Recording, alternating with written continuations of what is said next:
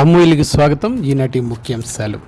నిత్యం నైటీలతో సహవాసం, ఇండియాలో పెరిగిన విడాకుల కేసులు, మాకు నైటీయే ముఖ్యం, మాకేమీ వద్దంటున్న భార్యలు, దీనికి సిద్ధమవుతున్న విడాకుల కేసులు.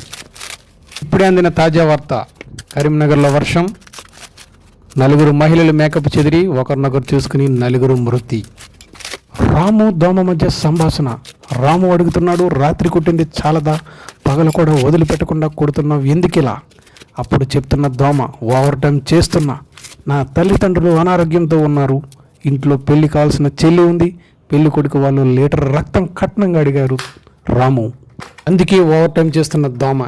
హాయండి బాబు, మీలో ఎంతమంది ఇలా కొబ్బరికాయలు వెళ్తున్నారండి?